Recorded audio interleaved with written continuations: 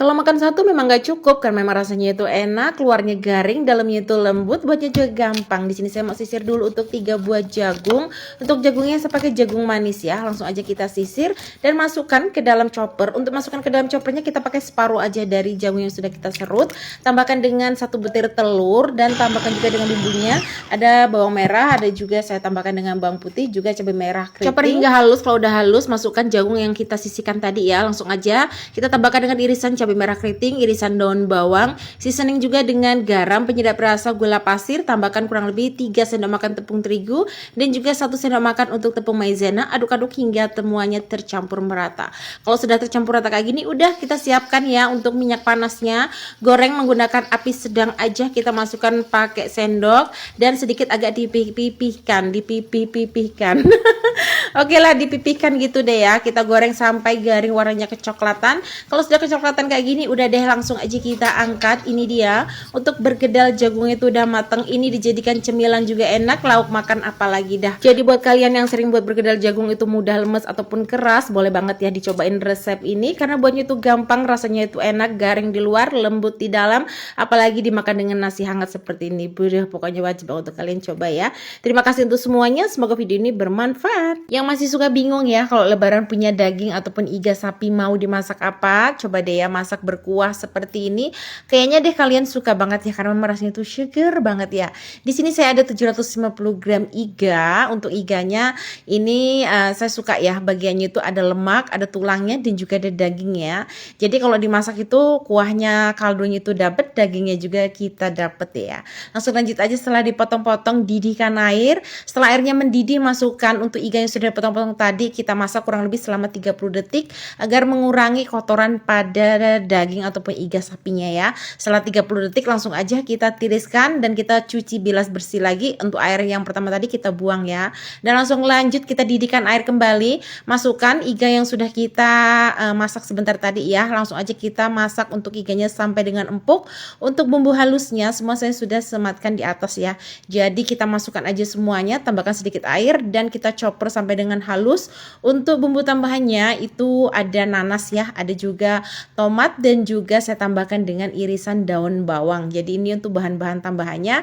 Langsung lanjut aja di teflon. Panaskan secukupnya minyak. Kita tumis dulu untuk bumbu yang sudah kita haluskan tadi. Tambahkan daun serai yang sudah digeprek dan juga daun jeruk. Pokoknya kita masak ya untuk bumbunya ini sampai dengan pecah minyak ataupun tanak. Kalau udah tanak kayak gini, langsung lanjut aja kita masukkan ke dalam rebusan daging ataupun iga sapi yang sudah empuk seperti ini ya. Kita masukkan aja semua dan langsung kalau bumbunya itu sudah masuk, kita seasoning dengan bumbu tambahannya. Ada garam, penyedap rasa dan juga sedikit gula pasir. Lanjut aja kita masukkan semua seperti ini dan ditambahkan dengan air asam jawa. Dan kalau semuanya sudah masuk, kita masukkan juga ya untuk tomat, daun bawang beserta dengan nanasnya.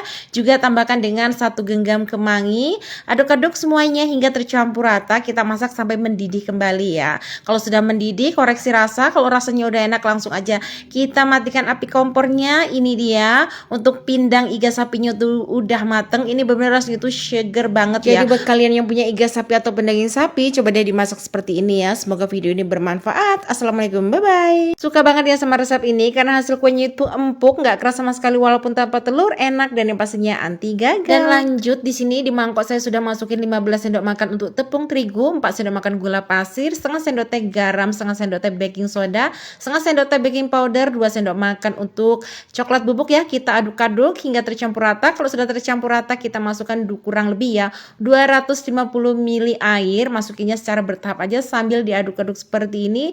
Jangan lupa kita tambahkan juga dengan 2 sendok makan susu bubuk. Aduk-aduk hingga tercampur rata. Tambahkan juga dengan kurang lebih 1 sendok teh untuk vanili cair ya. Aduk-aduk hingga semuanya tercampur merata. Kalau sudah tercampur rata, nggak ada tepung lagi yang menggerindil seperti ini, langsung panaskan teflon. Kalau teflonnya sudah benar-benar panas, langsung aja kita masukkan setengah irus adonan. Jadi masukinya itu benar-benar teflonnya udah panas agar nanti hasilnya itu benar-benar berpori dan cakep seperti ini ya. Dan langsung lanjut aja. Untuk teflonnya di sini saya nggak olesi dengan margarin ataupun minyak karena ini sudah anti lengket. Tapi kalau kalian punya wajan ya ataupun pakai wajan, boleh banget diolesi dengan minyak ya, sedikit aja gitu ya. Dan lanjut, kalau martabak mininya itu udah dipanggang semuanya seperti ini, langsung aja kita mau santap nih. Untuk menyantapnya lebih enak ini kayaknya kita pakai selai coklat ya. Untuk isiannya sendiri ini tergantung selera aja. Kalau kalian punya keju dan susu boleh banget ya. Tapi karena di rumah ada coklat, langsung aja kita masukkan ini ya untuk secukupnya coklat. Kalau udah diratakan seperti ini, langsung aja kita ambil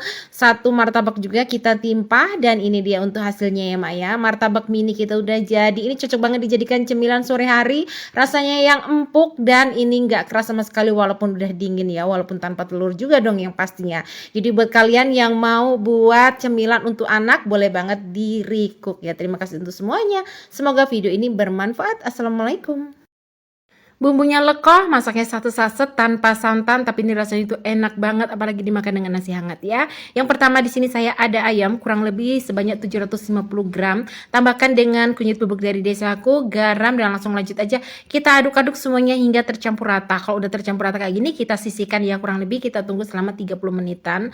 Sambil nunggu ayamnya kita marinasi ya, kita haluskan dulu untuk semua bumbunya. Langsung aja kita masukkan untuk cabai bubuk dari desaku. Tambahkan juga dengan sedikit air, haluskan bumbu sampai benar-benar halus. Kalau udah halus langsung aja ya kita mau tumis ya. Untuk warna cabenya itu seperti cabai asli gitu ya, ataupun cabai fresh. Langsung lanjut aja kita panaskan secukupnya minyak. Kita goreng bumbu sampai dengan pecah minyak ataupun tanak. Tapi sebelumnya kita tambahkan dengan 2 lembar daun salam dan juga daun jeruk ya. Langsung aja kita tumis bumbu sampai benar-benar tanak. Kalau udah tanak pecah minyak seperti ini, langsung lanjut aja kita masukkan ayam yang sudah kita marinasi tadi ya. Kita gongsreng-gongsreng sebentar. Langsung aja ya kita bakal seasoning dengan bumbu tambahan lainnya. Di sini saya pakai bawang putih bubuk dari desaku dan dilanjut dengan ladaku merica bubuk dan disusul dengan gula pasir dan juga air asam jawa. Untuk air asam jawanya ya kurang lebih saya pakai 2 sendok makan. Tapi di sini benar-benar nggak kerekot sama sekali. Langsung lanjut aja aduk-aduk. Kalau sudah berubah warna kita tambahkan juga dengan air ya. Untuk airnya opsional ya, kurang lebih sekitar 400 ml gitu. Kita tutup masak kurang lebih selama 10 menit sampai airnya ataupun bumbunya menyusut seperti ini. Kalau udah menyusut rasanya udah enak, langsung aja matikan api kompornya dan siap untuk dihidangkan. Ini dia ya, kita masak ayam paleko. Rasanya yang enak, pedas dan bumbunya itu lekoh banget ya, tanpa santan, tapi rasanya itu enak banget. Terima kasih untuk semuanya. Semoga video ini bermanfaat ya. Assalamualaikum. Bye bye. Padahal cuma kacang panjang, tapi saya buat jadi kacang pendek dan rasanya itu kalau dimasak kayak di restoran Chinese food gitu ya. Yang pertama potong-potong untuk kacang panjangnya, di sini saya potong memanjang ya, memanjang, agak panjang gitu maksudnya. Langsung aja setelah dipotong-potong kita masukkan ke dalam penggorengan yang sudah kita panaskan secukupnya minyak ya. Kita goreng kacangnya sebentar aja supaya lebih kacangnya itu crunchy. Gorengnya nggak perlu lama-lama ya, cukup 2 menit aja. Setelah itu angkat dan tiriskan. Dan lanjut masukkan kembali kacang panjang ke dalam teflon seperti ini tanpa minyak ya mak ya. Tambahkan juga dengan setengah sendok teh garam, 1 bungkus bawang putih bubuk dari desaku, ini yang bikin sedap lah ya. Langsung aja disusul dengan setengah sendok teh ladaku merica bubuk, kita masukkan aja dan tambahkan juga dengan 2 sendok makan air. Langsung aja kita bisa nyalakan apinya, kita gongsreng-gongsreng sebentar. Kalau sudah tercampur rata seperti ini, langsung angkat dan sajikan. Ini dia ya mak ya, tumis kacang panjang bawang putihnya itu udah jadi. Ini bener-bener rasanya itu enak, gurih, crunchy. Pokoknya kalau menunya seperti ini, kita itu makan di restoran Chinese gitu. Rasanya yang enak, ini cocok banget dimakan tanpa nasi apalagi deh ya. Pokoknya kalian wajib untuk recook, ini menu sehat. Terima kasih untuk semuanya. Semoga video ini bermanfaat ya. Assalamualaikum. Bye bye.